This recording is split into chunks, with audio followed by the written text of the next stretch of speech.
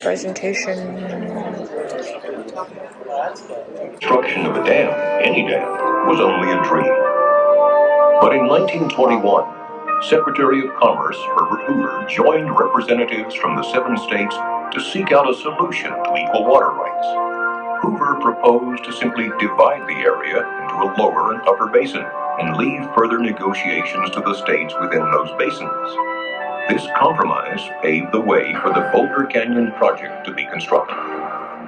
And in 1931, the structure that would one day bear Hoover's name began with an explosion. Not only of black powder and dynamite, but one of human tenacity and ingenuity. It was the largest single contract awarded to that time by the federal government. It took the combined resources of 6 companies, forged into a single contracting entity, to undertake the mammoth project. But before the first shovel of earth could be removed, the Colorado River had to be diverted from its timeless path. The key was to cut 2 tunnels through the canyon walls on each side of the river, each 56 feet in diameter and approximately 4,000 feet long. The 4 tunnels took 2 years to complete.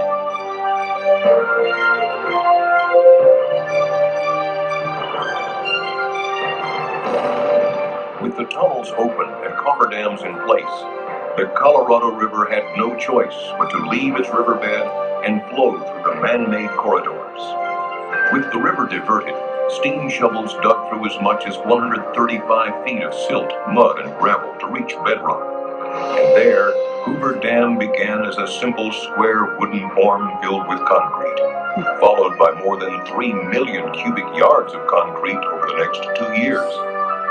Add the adjoining structures, and enough concrete was placed to build a 4-foot wide sidewalk around the Earth's equator.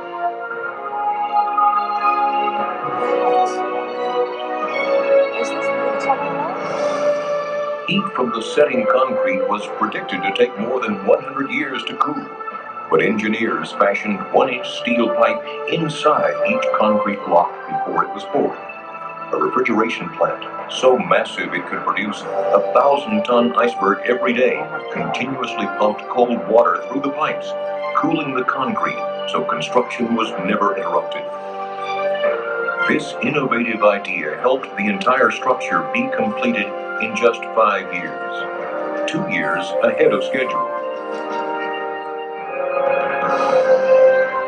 Hoover Dam was built with 5 million barrels of cement, 18 million pounds of structural steel, 21 million pounds of gates and valves, and 840 miles of pipe.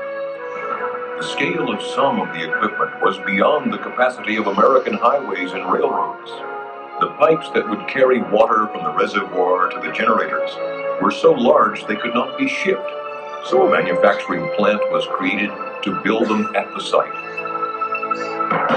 An infrastructure of highways, railroad tracks, and power lines had to be created to move men and materials from outlying areas to the dam site and supply electricity for construction. An entire town was needed to house the workers who were pouring in from all over America in the midst of the Great Depression.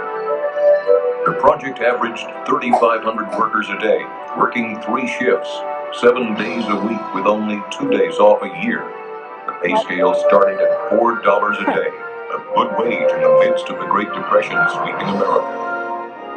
Amid the country's economic uncertainty, the workers in this canyon gave new life to the nation's spirit, as they gave new life to the desert Southwest. This is an engineering victory of the first order, another great achievement of American resourcefulness, American skill, and American determination. And that is why I have the right once more to congratulate you who have builded Boulder Dam, and on behalf of the nation, to say to you, well done. Franklin Delano Roosevelt dedicated Boulder Dam on September 30th, 1935.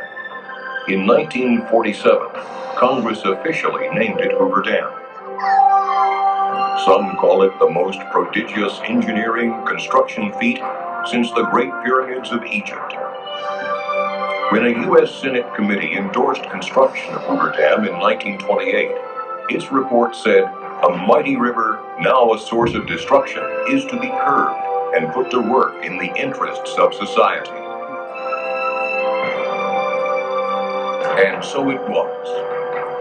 Hoover Dam brought the desert flood control, a reliable supply of water, electrical power, and more. Behind a 726-foot-tall concrete face lies Lake Mead, America's largest man-made lake.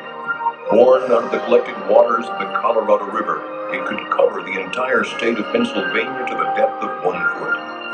But held behind Hoover Dam, it is a life-giving source for communities throughout the Southwest. On its way to meet downstream needs, thousands of gallons of water per second flow from Lake Mead through the dam's 17 giant turbines, producing clean, non-polluting hydroelectric power. Hoover Dam produces almost 4.5 billion kilowatt hours of electricity each year, enough to serve the needs of over 1 million people. The sale of this power has repaid the entire cost of constructing Hoover Dam, and continues to fund the yearly operating and maintenance costs as well.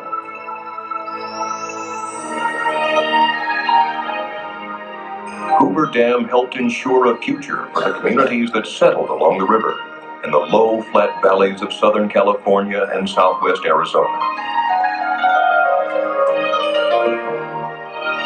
In Las Vegas, Phoenix, Los Angeles, and other smaller cities, Colorado River water delivered from Lake Mead helps meet the needs of millions of people a year. Hoover Dam and other dams along the Colorado River contain the floodwaters spawned each spring by melting snows, and from their reservoirs flows an assured and reliable water supply for water users throughout the basin.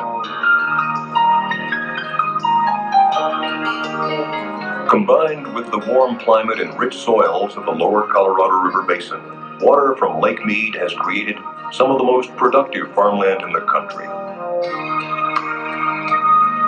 Farms in Arizona, Southern California, and Mexico, irrigated by these controlled flows, produce over $1 billion worth of vegetables and fruits throughout the year for dinner tables across the nation. The clear reservoirs and controlled river stretches resulting from construction of Hoover and other dams have created year-round recreational opportunities at the National Park Service's Lake Mead Recreation Area and other locations along the Colorado River.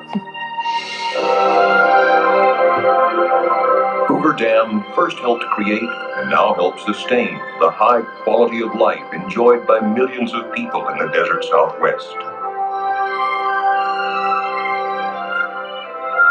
At Hoover Dam and its other projects throughout the West, the Bureau of Reclamation is focused on efficient, effective, environmentally sensitive water resources management to help ensure our limited water supplies can meet the needs of all who depend on them. Wherever the system delivers water, life flourishes.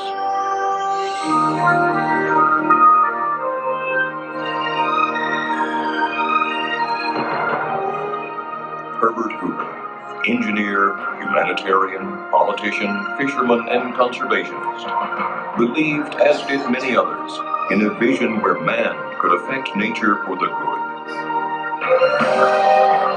With every touch of its coarse, concrete skin, and each sparkle that dances behind its crown, Hoover Dam reminds us of the need to dream noble purposes and the strength of the human spirit to achieve great aspirations.